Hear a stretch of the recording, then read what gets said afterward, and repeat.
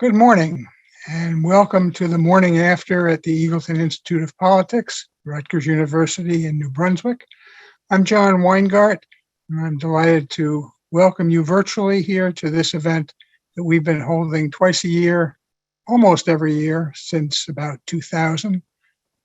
The morning after each general election in November and the morning after each statewide primary in New Jersey to make sense of what happened in the race the day before, to the extent we know it the morning after, to talk about and think about the implications of that, both for politics in the year going ahead and for governing in the time between now and the next election and the time between that and the election thereafter. The race yesterday, we had in New Jersey, we seemed to have 55 or so candidates seeking to gain a seat in the House of Representatives, while we had Congressman Albio Series, who has a seat in Congress that he could have kept for the rest of his life, voluntarily giving it up. We have four panelists here to help us dissect the results yesterday and share impressions of them. Colleen O'Day is senior writer and projects editor for New Jersey Spotlight. And as you could see last night, if you were watching NJ Spotlight, it's frequently on NJ Spotlight News on New Jersey PBS. She's an award-winning longtime journalist and has worked at the Record of Hackensack in UPI's Trenton Bureau, and then for many years at the Daily Record of Morris County. Michael Symons is the Statehouse bureau chief for New Jersey 101.5, covering the governor, legislature, and state politics. He previously covered the Statehouse for the Gannett newspapers for more than 15 years. He's also the co-author of the 2012 biography, Chris Christie, The Inside Story of,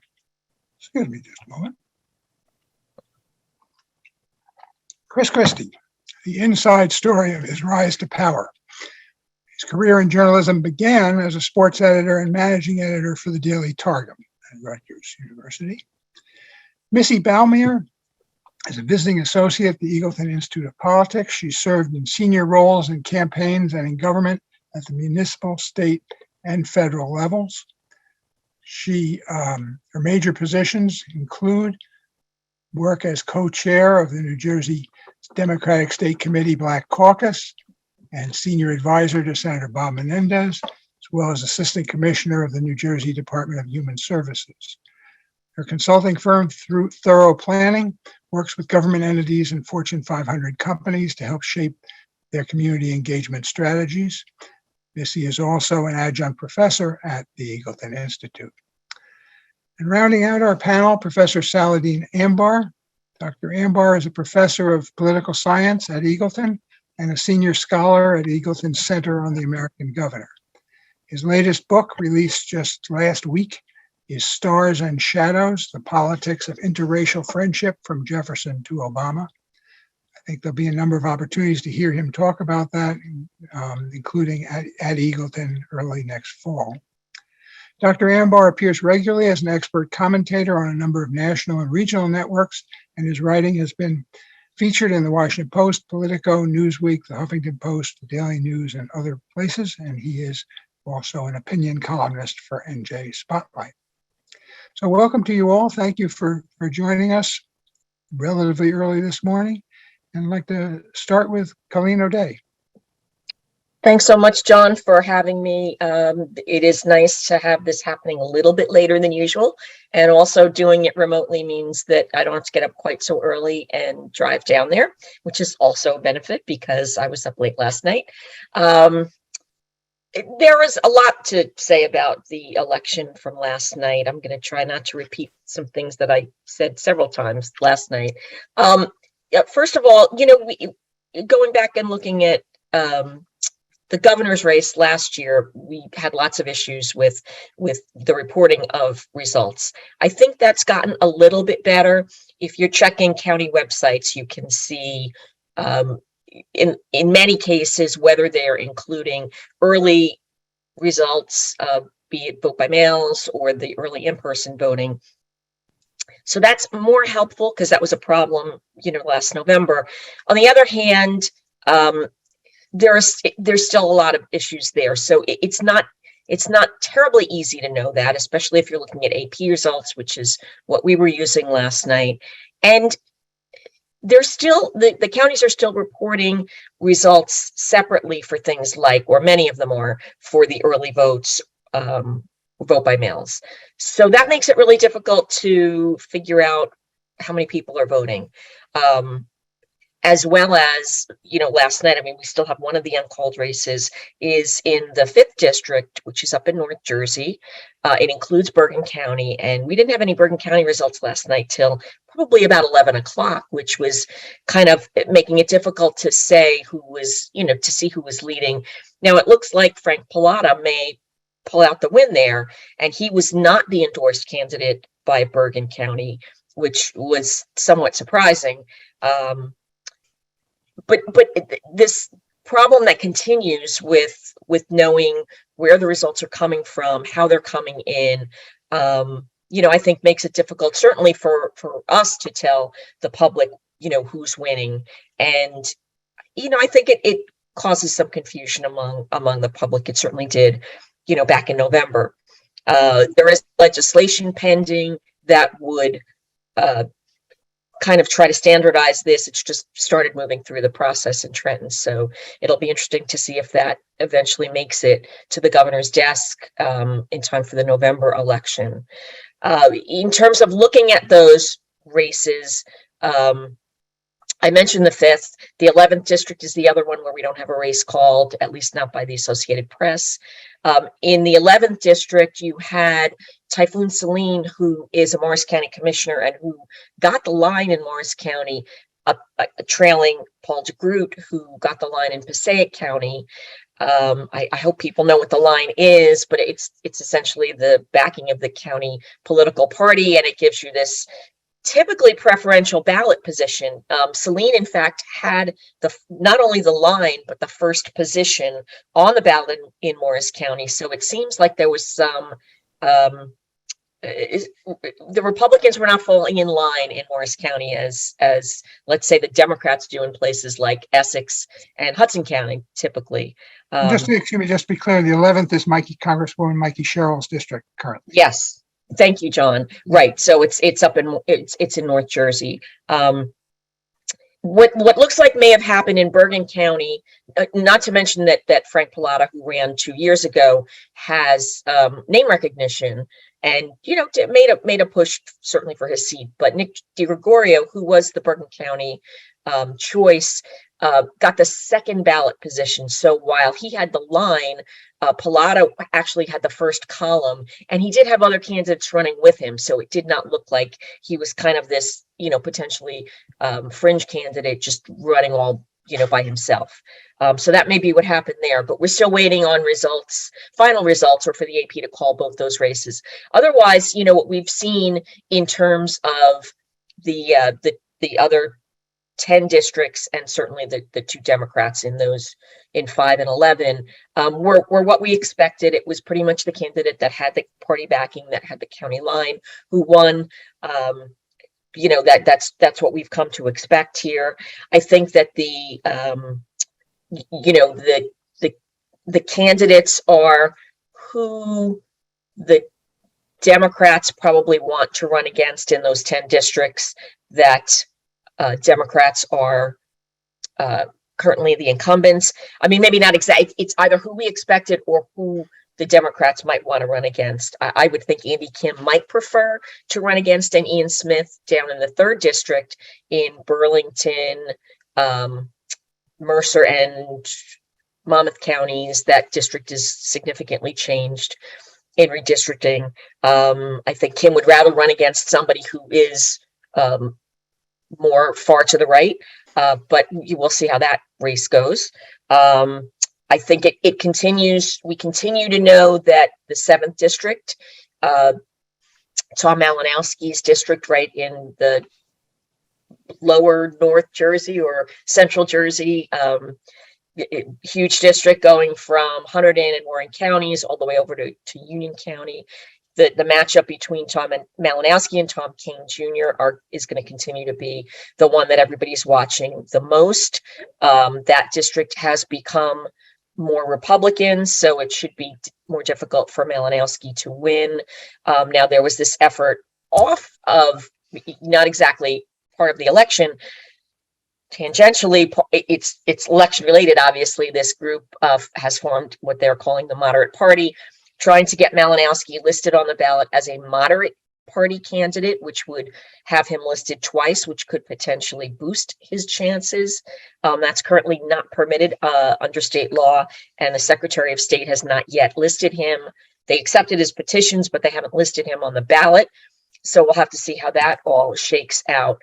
But I was struck last night by something that Julie Roginski said, and she has been a frequent panelist on This Morning After show, and she has been a Democratic strategist and worked on many, many, many campaigns. And she said, that given this is a midterm election, and given what's happening out there in terms of inflation and gas prices going up and everything else, that perhaps there are few Democrats in New Jersey who can consider themselves safe. She mentioned Frank Pallone, who's somebody who typically wins very easily every 2 years. So we may have many more races in play than we think.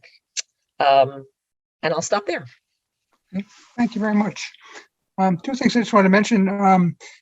People viewing this, you're welcome to submit questions through the chat function. We won't get to all of them, but we'll try to address them as they come in or after they come in.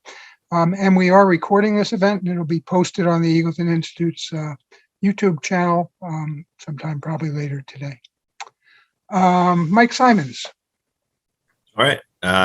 First, thank you to Eagleton for the invitation and my fellow panelists who will carry me through this probably. Look forward to hearing their insights. I think that it's interesting how we got a couple of rematches this year. Gottheimer, Pallotta, as well as Malinowski, Kane. So that I thought that was interesting. The districts are different because of redistricting. So that doesn't mean that you can make an exact parallel between the two. That's largely why a lot of people consider Malinowski the underdog in the race. If you, under the old boundaries for the 7th congressional district in the 2021 governor's election, Chitterelli won by, trying to look here, 6 points. And under the new boundaries, he would have won by 12. So it was a race that Malinowski only won by 1 point last time. Now it's a more Republican district, and it's a much different political environment in this year's election. So that gets to what Colleen was saying, this idea that not that no Democrat is safe, but that a lot of Democrats are going to have to sweat, work harder, maybe lose. A lot of the other swing districts in redistricting became more Democratic. So Josh Gottheimer won by 7 or 8 points 2 years ago, and his district kind of moved 8 points toward Democrats if you use the 2020 election. The Kim district, District 3, as Colleen mentioned, changed a lot. And so now it goes from a district that contained Ocean County that was very Republican leaning that he managed to win in, to one that actually Murphy would have won in 2021 on last year's boundaries. So redistricting kind of changes it. So that's, I think, one thing that's interesting to watch.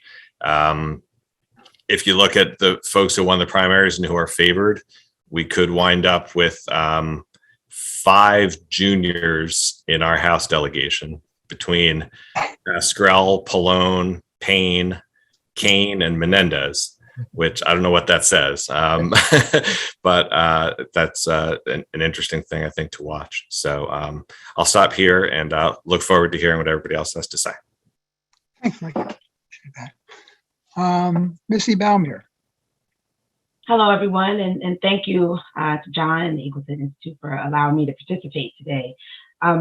So interesting, to play off of what Colleen mentioned in regards to Julie's comments in terms of the party. as an operative, it's always about turnout. And I think though we anticipated this election having a low turnout because it's a midterm and it typically does, I do believe that our low turnout is different than it has been in the past.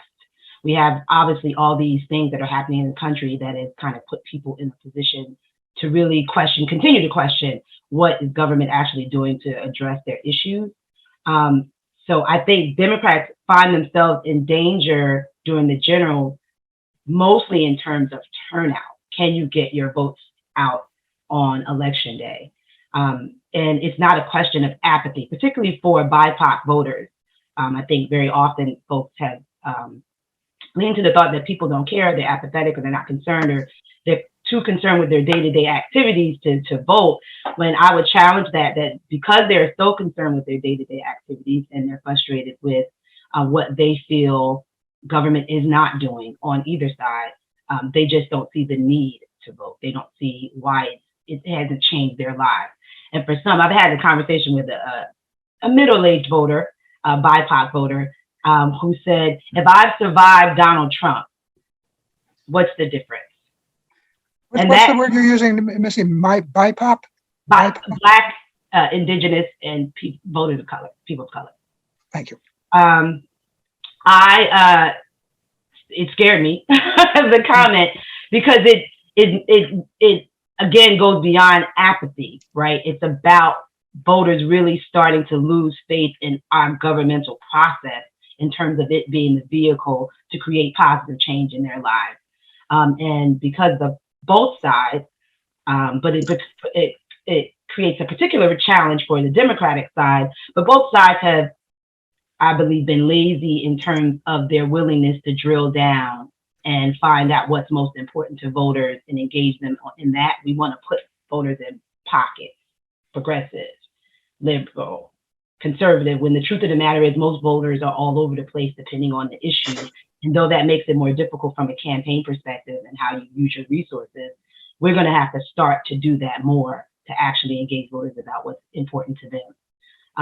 I could go on for days about what we need to do to actually increase turnout, because that is really the risk that we are facing from speaking very partisanly in terms of getting, in places where Andy Kim or obviously Malinowski is going to have a whole nother set of challenges, but in places where it's going to be about, can you get your voters out over their voters? It's going to be really important that we figure out a way to get people out, and just assuming that folks don't care. So we're going to go to our 4 out of 4.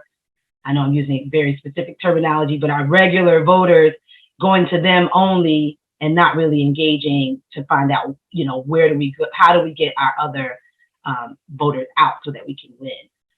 I'll stop there, but I'm sure it'll come back around in terms of turnout as a major issue. Thank you. Dean Ambar. Thank you, John.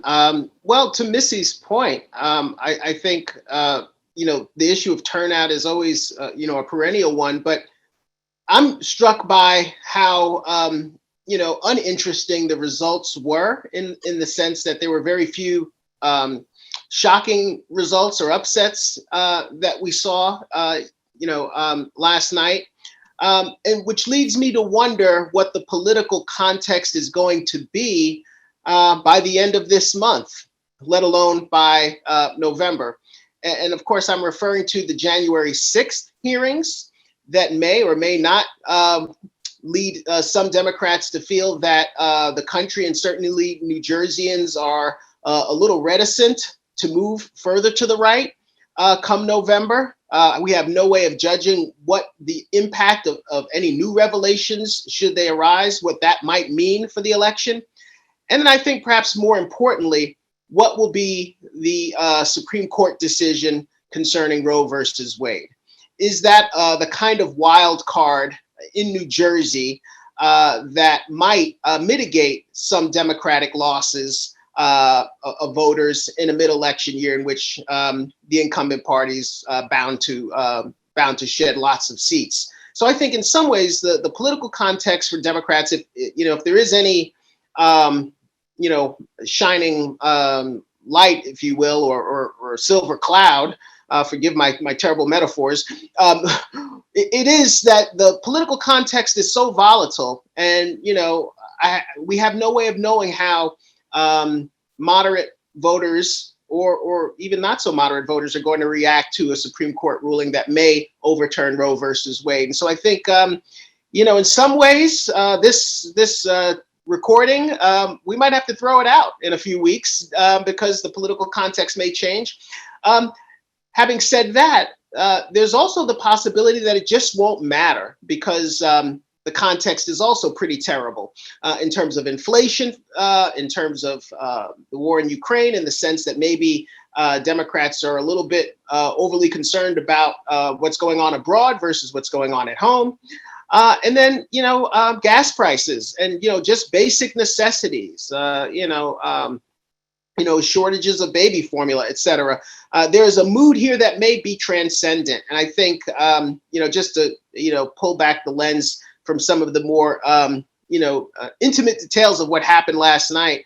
I think for me, I'm really struck by the possibilities that remain out there that just are so volatile that may control events beyond what politicians think they'll have a hand in controlling themselves. So that's sort of my take. Particularly the court ruling that's coming by the end of the month, and then also the January 6th hearings. Can those move the needle in any way to mitigate Democrat losses across the country? Thank you, Dean. Thank you all. To say that the elections came out sort of as there were no surprises, I guess in a way is endorsing the survey research and polling in this election, which has taken a deserved hit in past races. But I wanted to follow up, Dean, on what you were just saying, and for any of you, is there any evidence or any thought that particularly the recent gun violence and focus on that had any impact on turnout or who turned out? I'll jump in. I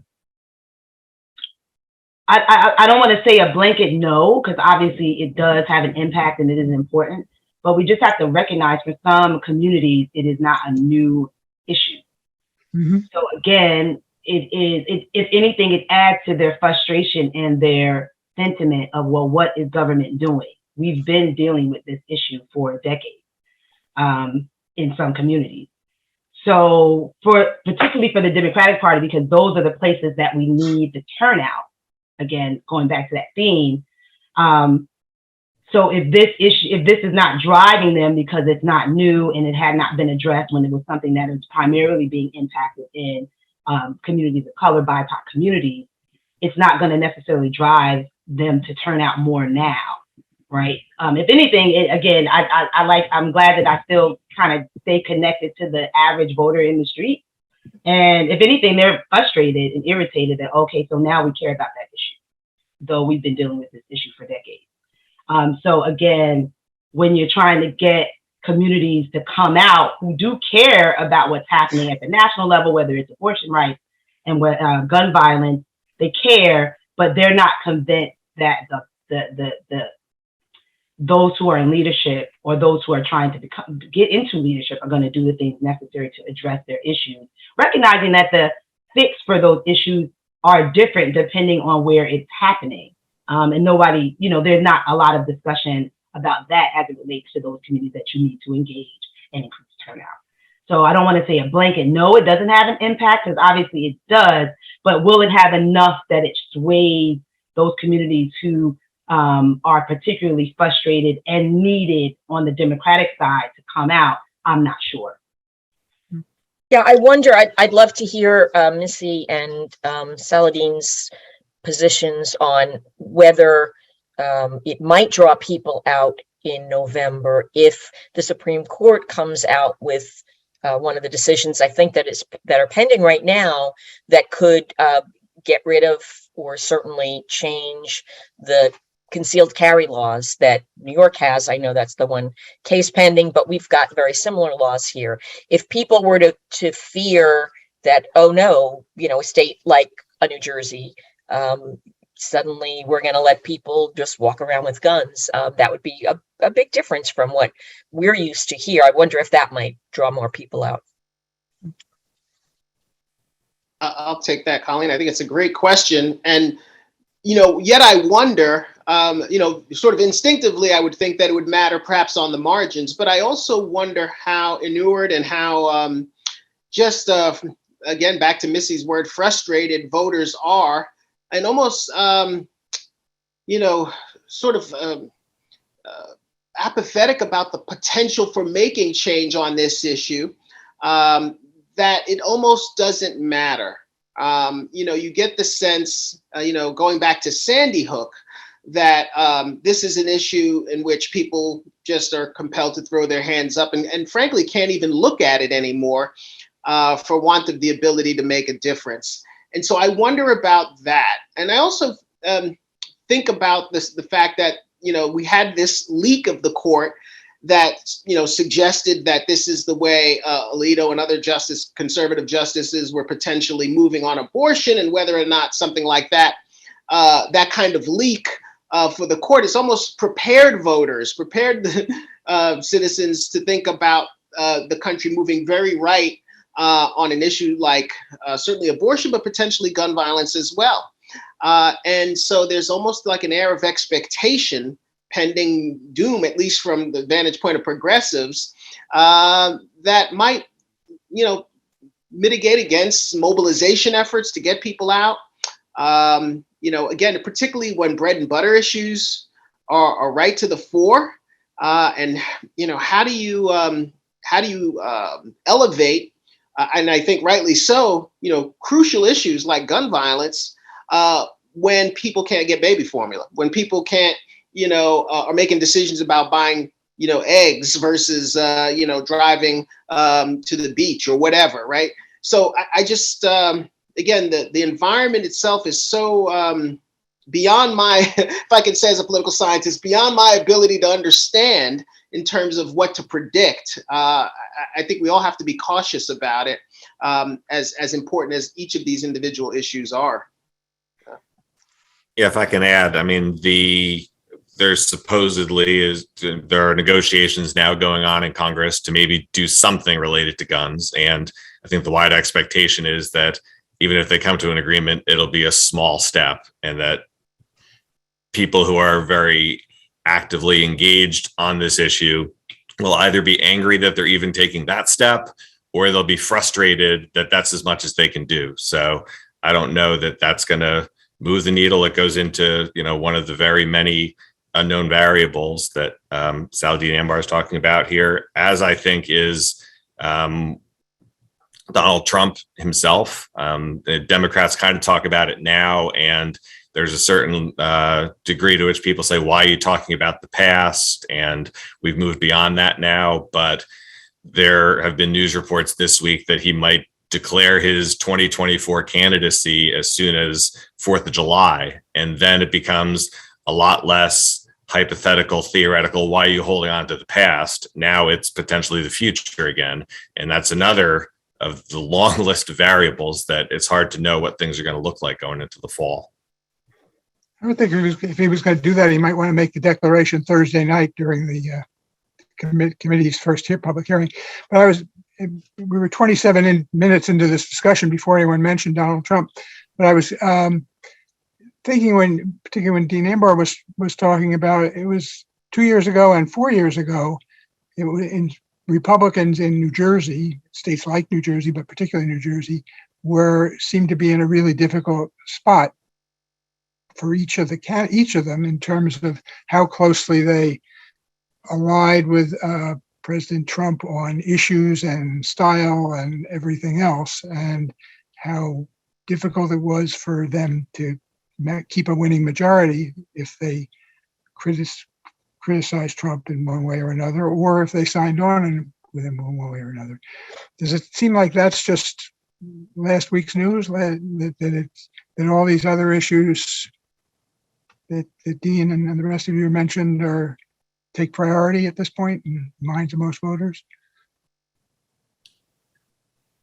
I would think so. Hard to say. I mean, part of how, Trump still played a little bit in the 5th district race insofar as Josh Gottheimer's campaign sort of tried to meddle a little bit by saying, you shouldn't vote for Frank Pallotta. He's too much like Donald Trump, which was actually a way to sort of maybe get him over the top and get the candidate that he wanted to run against. So it's receding as a top line issue, but yeah, I mean, I think people, as has been said a few times here, they're more concerned that there's almost nothing to find in the baby formula aisle.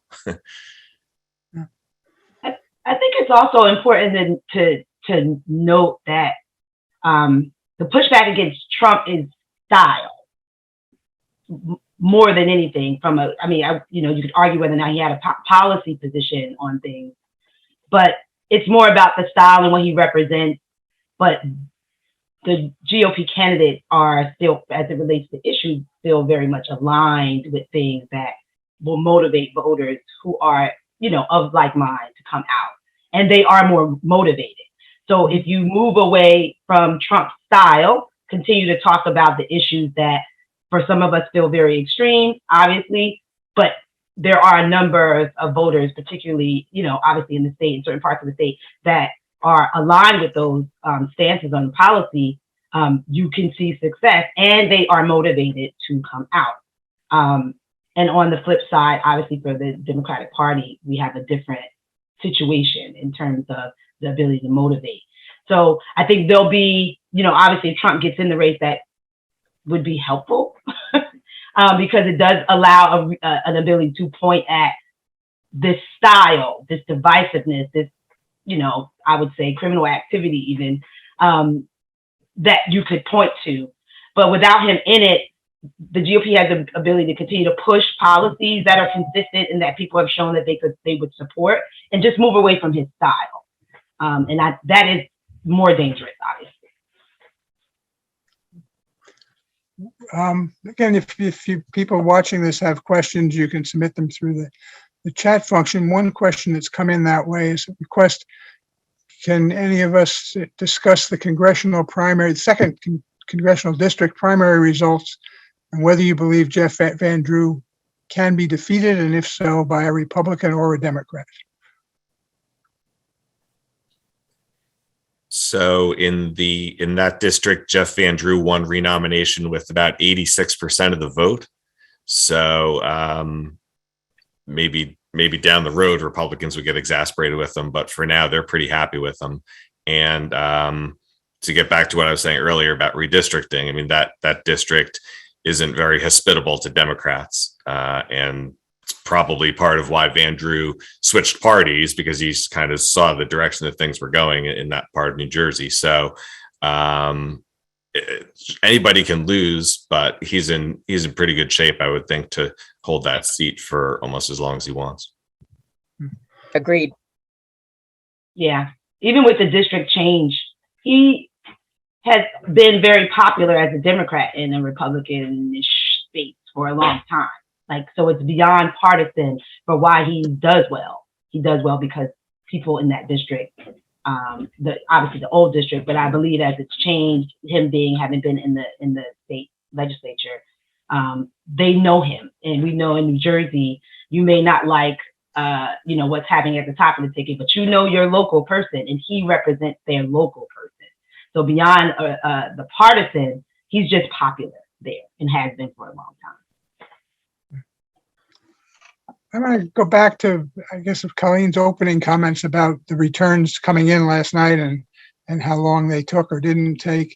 And I wonder, how much is that a problem generally, or just a reality we all need to accept? I mean, it certainly was a theme coming out of 2020, if not before, but do we all just need to learn to hold off a day or two and recognize that that's the way it's going to be, or try to get, make fun of the counties that don't come in until 3 o'clock in the morning, or don't come in until 8 o'clock at night, or 8 o'clock the next morning? I think, John, you're right. It is something that we're going to have to recognize, and we're going to have to come to terms with. It's kind of hard. I'm, as someone who's covered politics for decades, to do that. I don't know if everyone else feels, the same way. And, certainly I think that the society, depending on, where you are, either old timers, remember getting results right away, and younger folks, I think, are used to just kind of instant gratification, right? Anything we want, we can go on the internet and we find it right away. So I think there's a frustration there. There are ways to get this under, to make things better, which include allowing the counting of mail-in ballots, which is so popular in New Jersey now, allowing that to happen early. There was legislation, there's still legislation pending in Trenton, but it was interesting a couple of weeks ago that the bill did not get enough votes in the Senate to pass, which was, I think, surprising to a lot of us. There were some Democrats absent that day, so if the bill goes back up, it might pass. But you had some Democrats even who were quite opposed to it. I'm thinking of Senator Nia Gill in Essex County made some impassioned speeches against this. There's a fear that people think that these results are going to leak out. We did allow for the counting in advance of ballots in 2020, and they didn't leak out. So, I think that is something that we could go to if the legislature can agree to that.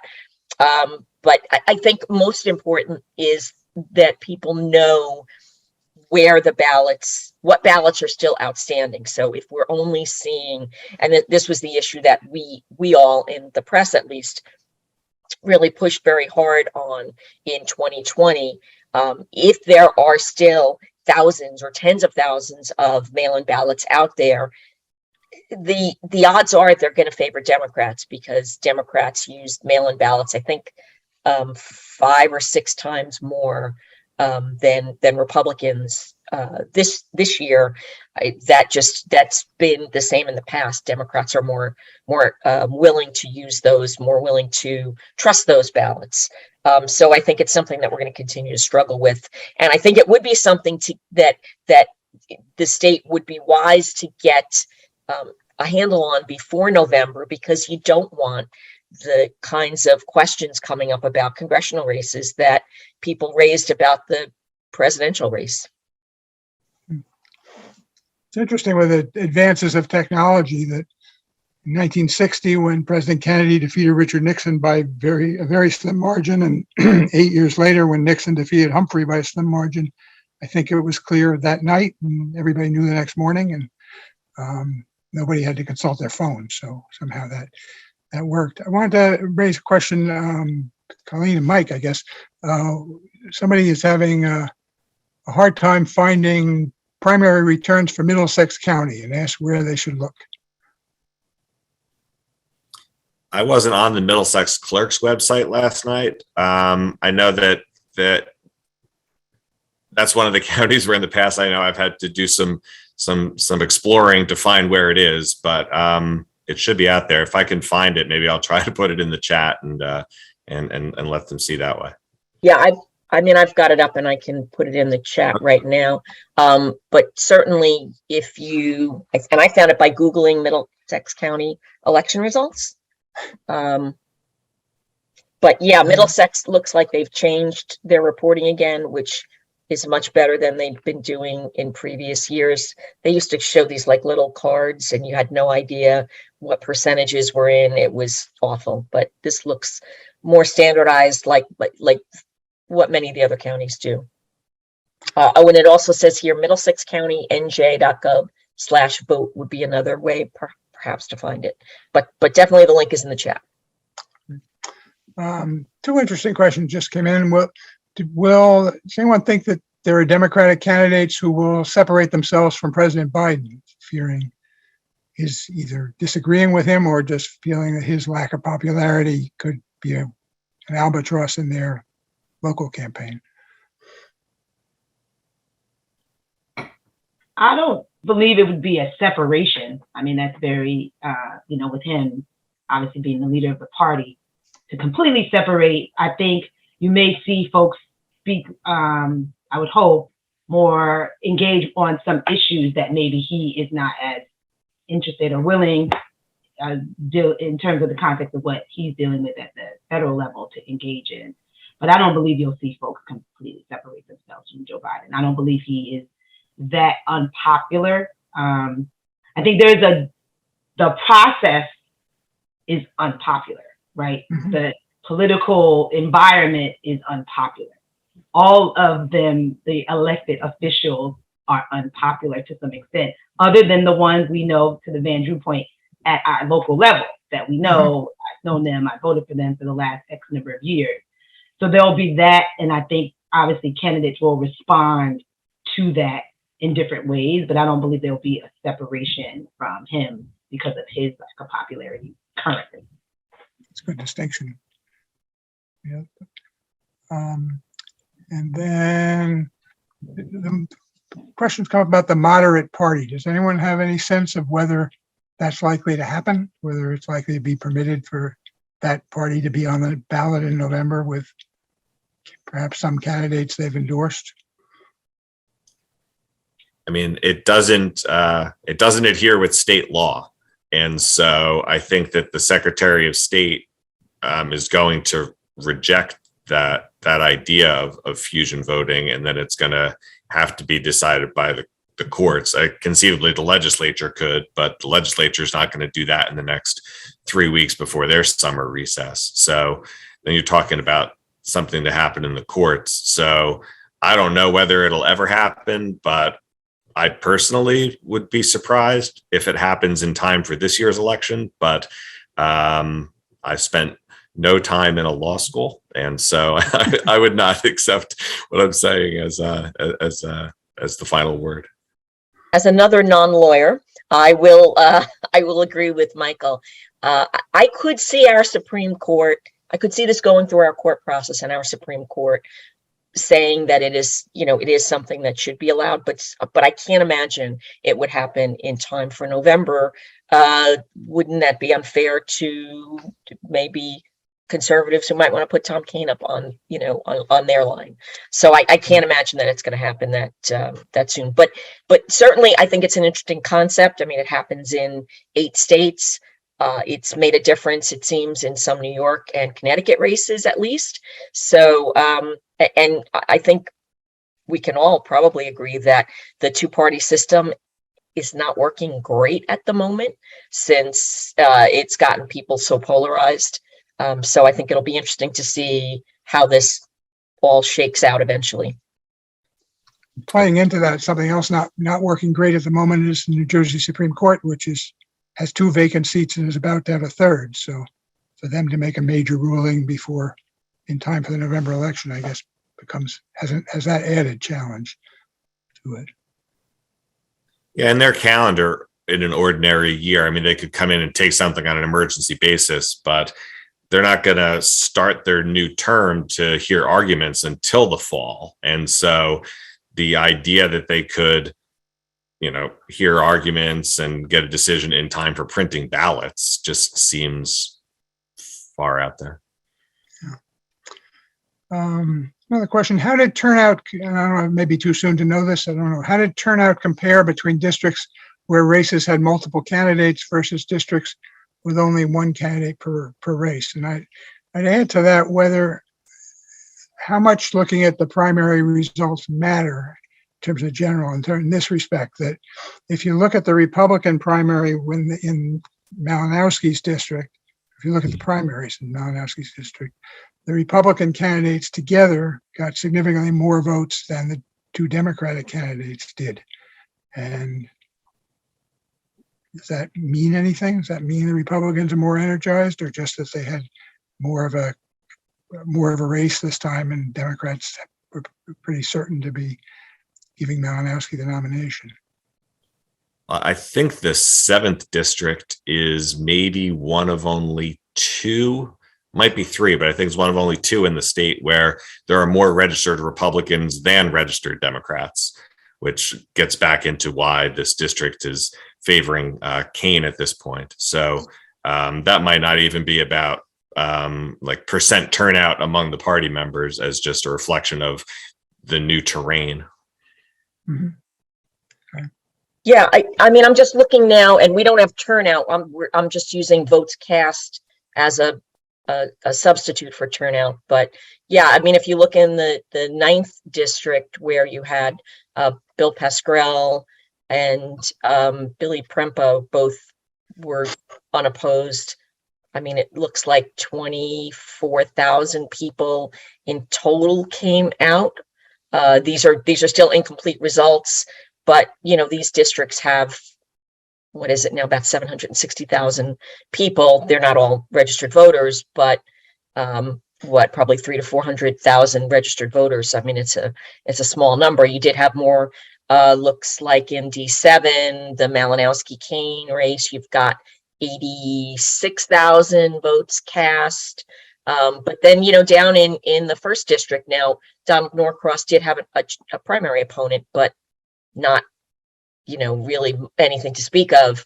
You had 53,000 Democrats so far ballot cast. The Camden has another machine that we talk about. So I think it's kind of a mix in terms of, certainly more candidates brings more voters out typically, but if you've got a machine, don't count out that those folks are going to come out and vote. And I forgot the Pascal Prempa race is also a rematch. So that's right. You're right, Mike. Like television and movies, there are no original ideas anymore. So questions come in. Any panelists comment on the campaign mailer that said Tom Kean supports the Trump agenda?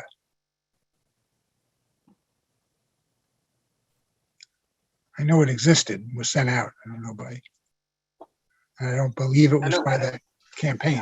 I don't know anything about the specifics of the mailer in terms of where it came from, but Donald Trump doesn't think Tom Kean Jr. Represents him. That's pretty clear. I think if we can go back to the governor's race last year for a minute, I think it's worth reflecting on the extent to which Jack Ciattarelli tried to have it both ways, to distance himself enough from Trump while holding on to some of the MAGA agenda and crowd pleasing lines, shows the extent to which maybe in New Jersey, it's not as easy as other places, other states to, wear the red hat, if you will. And so I think that's going to be interesting going forward. And for Democratic candidates, there's a glass half full, half empty kind of consideration of that governor's race last year, where Murphy won re-election, first time a Democrat had done so since 1977. Historically speaking, he should have been,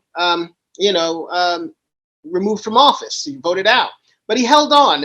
And the theme initially was that he had won very narrowly and it was much closer than people thought. But then as days and weeks went by, it appeared to be a more comfortable lead for him. Maybe not a blowout, but certainly a much more comfortable lead than initially projected.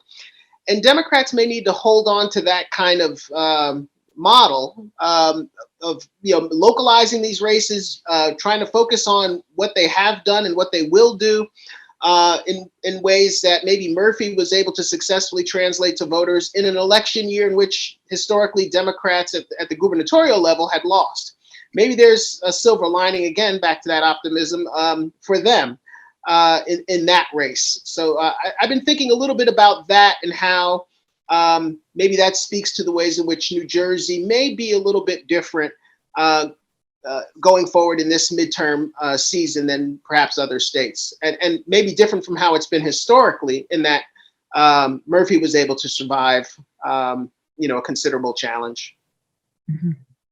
Yeah, I would agree. I think having Trump as a boogeyman is helpful to point to just the dysfunction and right. So aligning Kean to that for a general election can be helpful. But it also may motivate certain parts of his base as well. Because there are, I always comment that New Jersey is not a progressive state.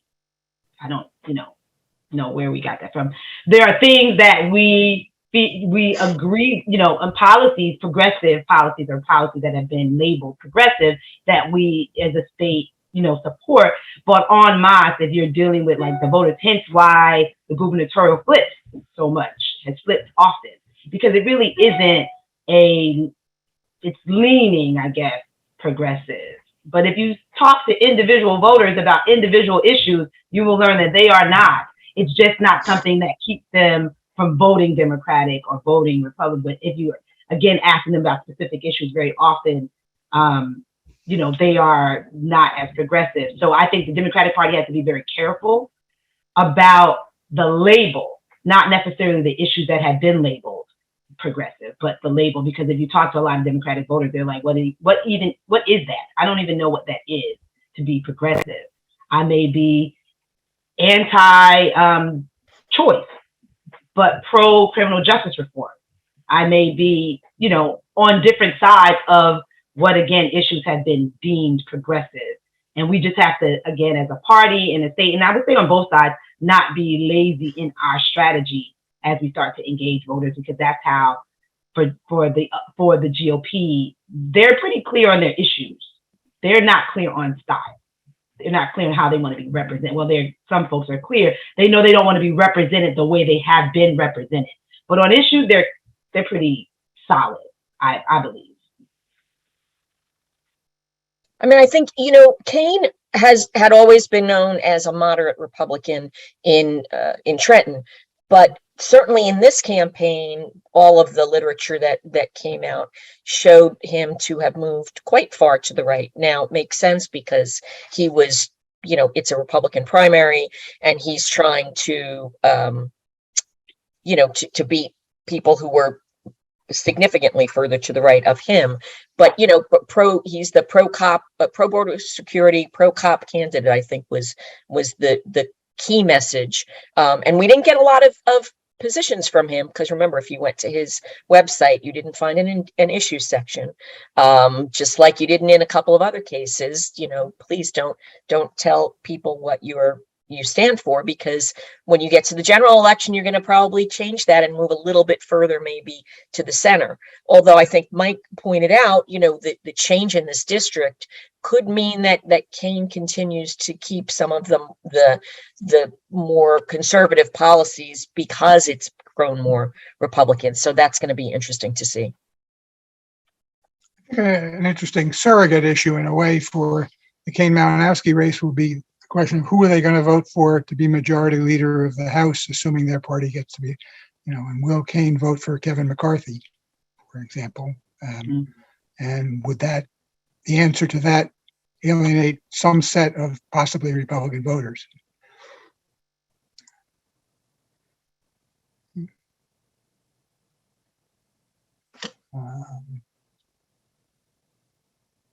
Anyone have other questions or thoughts on this race? Or there were several other states that had races yesterday too. I guess the most significant one I've seen reported was the defeat of the district attorney in San Francisco over criminal justice reforms that were not seen, apparently viewed as popular. It's one of those places where I want to pay even more attention, just because I would hope that we don't now shift as a party to moving away from criminal justice reform. Again, it becomes someone used this term, the consultant class, and I thought to myself, oh my goodness, that is actually a thing. That is a thing.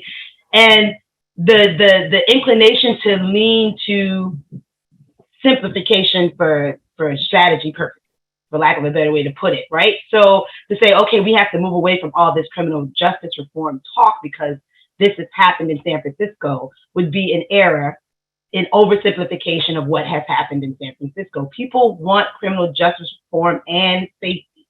It's not mutually exclusive. So things like defund the police, I don't know a person who was in favor of defunding the police, but they are in favor of criminal justice reform. And I think we, again, have, the consulting class has oversimplified that issue in a way that became a detriment for that race. You can and should and must do both. And what we saw is folks really responding to the crime that was occurring, is occurring more maybe than we don't want criminal justice reform, we don't want police accountability. But that's obviously, we don't want to swing in the other direction and say, and we have a tendency to do that. Okay, we can't talk about that anymore because that's how we lost. But I can guarantee you that if you don't address those issues, you will continue to lose, because that is particularly an issue for BIPOC communities, have made clear that they need and want it addressed. Does not mean we want, the police defunded or don't want crime addressed. We just don't, folks to be abused in the process. That's a good point. I think on some of those issues, particularly around prison reform and having more shorter sentences and bail lower or non-existent bail, those have been close to being bipartisan issues in Congress. So, been tilting in that direction. I don't know if this tilts them further from that, but right. Point. I think that something Missy just said really rang true. It certainly seems that the Democrats have a messaging problem.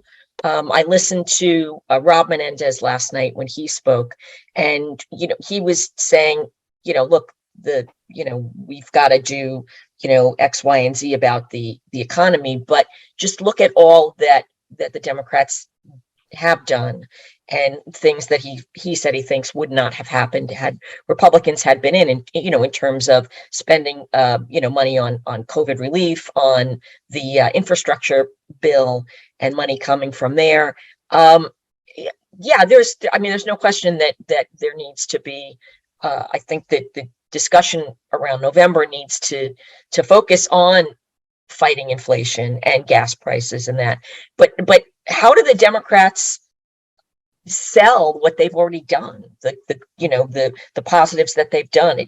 It feels like they haven't done a great job of that yet, and I don't know if they'll do a good job of it in November. I think it's a matter of selling and recognizing what the voters have said they wanted. So I want criminal justice reform. I appreciate getting the Juneteenth holiday. That's great, but that's not criminal justice reform, right? So you can tout, but we did X, and that's great, but you still haven't done Z. So we're still waiting for these other things that folks have actually said. Student loan relief. This is the thing. These are the things that will really move us. So though we, as a party, have done some amazing things that would not have happened, we haven't necessarily been able to get done the things that the base of the party has said is most important to us. So it's an interesting dance, having had to do it, where you're talking about what has been done, recognizing from that voter, yeah, that's nice, but that's not what I asked for, per se. What I asked for was criminal justice reform, police accountability, reparations, task force, or student loan relief. That's what I asked for. I have not gotten those things. So I am still not motivated, though I appreciate what you've done. Again, having had those comments directly from voters.